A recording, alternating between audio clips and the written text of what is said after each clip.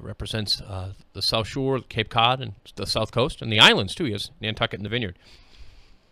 Pretty nice district, actually, if you think about it. It's a really nice area, actually. Nice part of the country to represent. Better than representing somewhere like the middle of the desert in Nevada, I think. Anyway, good morning, Congressman Keating. How are you, sir? Good morning, Chris. I hope this is a good connection. We're on the road this morning. Sounds wonderful. It sounds great. How are you doing? We're doing well. We're trying to, for those in New Bedford, be grateful for this. You don't have to deal as much with the bridge delays. That is very true. In fact, I have some relatives who were looking for summer places and opted to buy here in Mattapoisett, in Fairhaven, as opposed to down the Cape, simply because when they're coming from Boston, it doesn't make any sense to sit in the traffic. No, there's some bridge repairs. As everyone knows that crosses over, those bridges were built in the 30s, so there's some structural work that has to be done. Well, Congressman Keating, before we get into what's been going on in Washington, I really, you did had a very interesting event this week where you presented a medal to a former POW. I was wondering if you could tell our listeners a little bit about that. Well, we were contacted by the family of Bradford Holmes, and we realized that he had not received a medal. In 1985, there was established a prisoner of war, missing in action type of remembrance, and the prisoner of war medal is one that certainly Mr. Holmes deserved. It was an amazing story, and we had the opportunity to recount some of his personal stories during the award ceremony, and it's just amazing. He's a man that his own resources, ingenuity, literally, quick-wittedness kept him alive. He was captured at the Battle of the Bulge in 1944 at the end of the year, and he had quite an experience that he shared with all of us.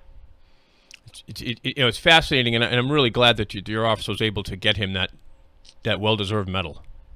Well, I think that as a country, sometimes we take things for granted in our country, but people should realize that not every country remembers its veterans the way that the U.S. does. It's interesting that there's some countries where the remains of veterans are, sometimes the U.S. helped those countries gather the remains of fallen soldiers, and some of the countries haven't even claimed them from the U.S. But really, in our experience, just to give you an idea, last year in Vietnam alone, we took back the remains of 16 fallen soldiers and brought them back home to their families. This is a happy Astoria this week where, Mr. Holmes is in amazing shape. You'd never realize his age. He's in his 90s, but he was at Stalag 4B, so he was there for a while. Mm-hmm.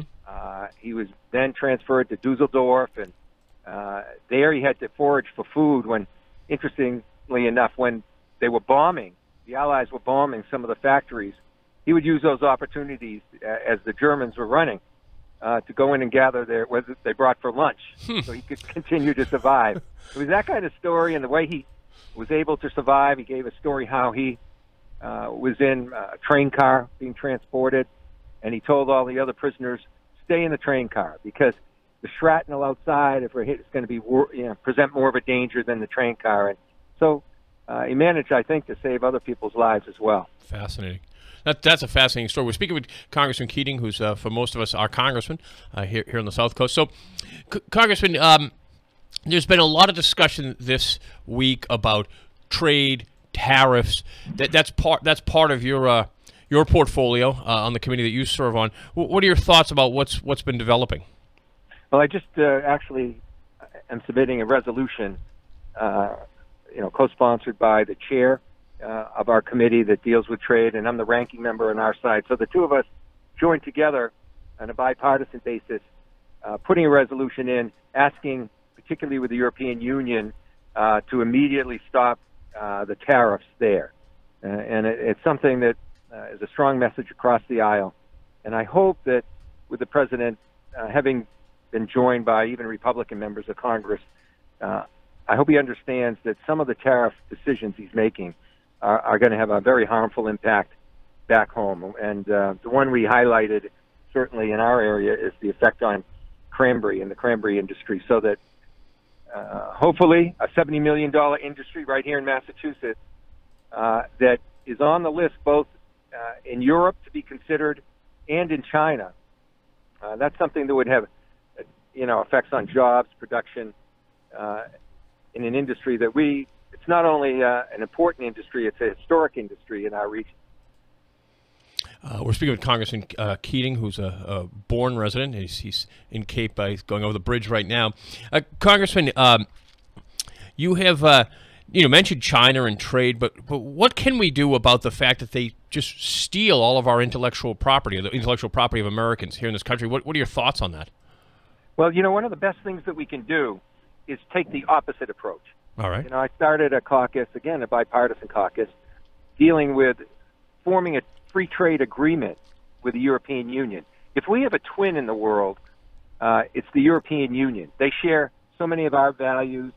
They make sure that people are paid, that children are not used in labor, that if they create environmental impact, the corporations don't pass that along to taxpayers. They clean it up. Something in New Bedford we know all too well. Yes. With the harbor situation. Yes. And one of the things we share is protection and having a rule of law recourse to the theft of intellectual property.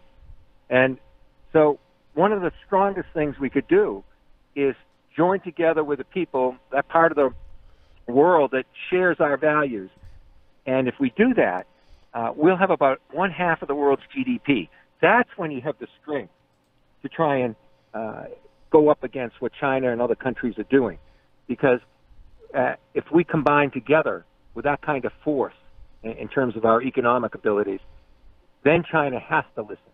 Mm-hmm. Then those countries that follow in their footsteps have to listen. So honestly, one of the best approaches is to take, instead of building walls with tariffs, create bridges with our with other parts of the world that share our values.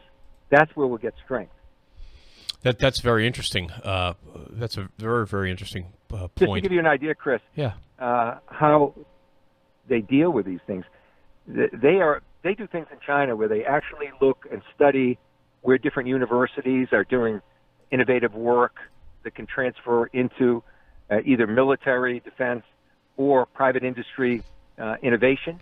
They will work to try and get one of their people placed, like as an intern or a student fellow, under those research programs so that they can gain access and steal them. So that's the extent that they actually go to stealing our intellectual properties here. The Chinese do take a very long view on things, correct? They do, and that's why these trade wars are difficult. But generally speaking, with a trade war, I use this analogy. You have a country like China in your sights, and you're taking a bulldozer, and you're going to go right at them. The trouble with a trade war, it results in retaliation. So you're taking that bulldozer that you just moved forward, and that's going to be put in reverse and go back and run over you too. Mm. So it's really a better approach to negotiate these things. And I think we should do everything in our power to negotiate these things from strength. We're speaking with Congressman Keating from the Cape, who's our congressman. I'm curious, do we have any new information on the Jared Kushner situation regarding his security clearances and what he may or may not have done with that information? No, it's pretty clear he's not going to get the security clearance that he did have. Mm-hmm. He would have had that by now. There's also rumblings about, whether his position in the White House is something that's secure, but, the White House is full of rumors, so you never know what's true and what isn't. But it is clear that there's, because of press reports that have been corroborated, not because Mueller's leaking anything, it's clear that they're looking at different business dealings that he's been involved in, and whether or not he was using his influence in the White House to try and deal with the $1 billion debt he is facing on the private side, and trying to get resources and trying to get funding and loans from other institutions. One that became public was a person that rumors were circulating. He was going to be Secretary of the Army, and he was also in charge of a lending institution. And he gave Kushner a loan that was 3 times greater than the largest loan that institution has ever given anyone. Wow. Wow. That's circulating on Capitol Hill as a rumor? Well, that's actually been reported in the press. Okay. I think the loan occurred, but they're trying to, also what's circulating is the fact there were discussions and things in print that the person making the loan actually was being considered for a high-level position. As I've said to people, I support the president, I support him, but I've been very disturbed from the very beginning of Jared Kushner coming in, simply because he's such all this aside, just such a young guy, and to give him that sort of portfolio, I think was unprecedented, particularly if it's your son-in-law. Our intelligence, there was actually, our intelligence agencies actually intercepted, some of the communications from the Crown Prince of Saudi Arabia, who was around, visiting the world and around our area recently, and it had him in the communications thinking that he's basically saying, this is a guy that we can manipulate. This is a guy we can take advantage of for our own benefit. So what you're talking about, Chris, is someone being put in a position where you really don't have the experience. Right. And you need experience in the world. These are very treacherous times, and even our allies are willing to take advantage of us when they have the opportunity. No, I thought the Kushner thing was not smart, and unfortunately, it seems like it may come back on the president. So, Congressman, what else is going on in Washington that the people here in your district ought to know about?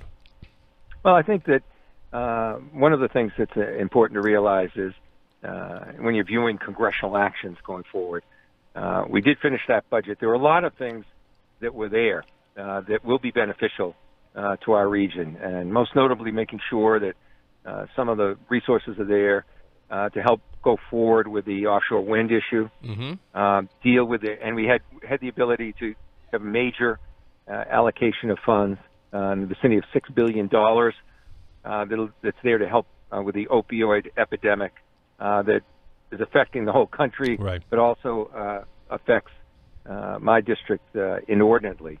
So those are priorities that we've had going forward. On the side that's the glass isn't half full, that tax bill that came through put us in debt so far that I don't think you'll see a significant infrastructure bill, one that will really provide any kind of effort, and the New Bedford region certainly needs that. We were able to get some funding, though, too, right at the end for development, and that's going to leverage some private development that has been used in the New Bedford area before to renovate housing and buildings and do historical renovations. Okay. Giving the leverage necessary for private investors to come in and to do some of those things, and that's happened in New Bedford as well. So there were opportunities in that bill to get some things done that will help our area, and that's important. Oh, that's very important. Forward. Yeah, that's very important, particularly the opioids and the development piece. But you're saying, Congressman, and I think you're making some news here, that we may not see the kind of infrastructure bill that the president had promised. We won't, because the money's simply not there.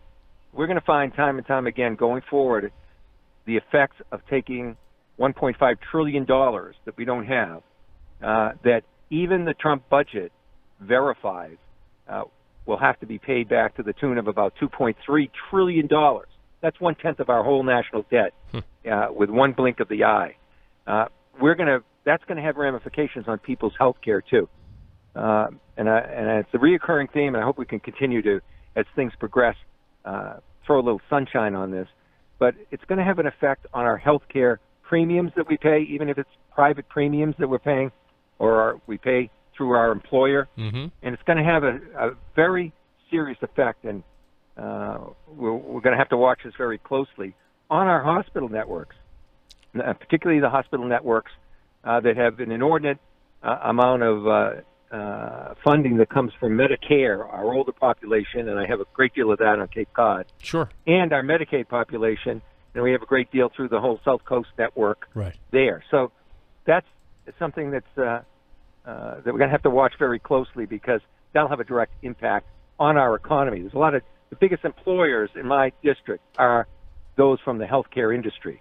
Again, on that budget bill on a brighter note, and I'm going back and forth to what to watch out for, but also what's bright. Right. But on the brighter side, there was funding for community health centers like we have in New Bedford. Okay. And they have really proved to be a cost-effective, important resource for our area.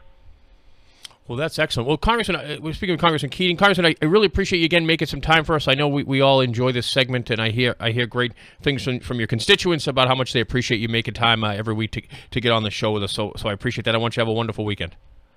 Same to you, Chris, and thanks. It's an opportunity sort of to have some of, at least my views, representing all of you, unfiltered. Yeah. Yeah, and at some point we'll get you here in the studio. Without even having to tweet. Without even having to tweet. This is Twitter-free radio, folks, here with Congressman Keating. Wonderful. Well, have a wonderful weekend, Congressman. I appreciate it. Thank you. Thanks. Bye-bye. Thanks. That was Congressman Bill Keating, our congressman here. We'll take a quick break. When we come back, we'll go to the open phones again.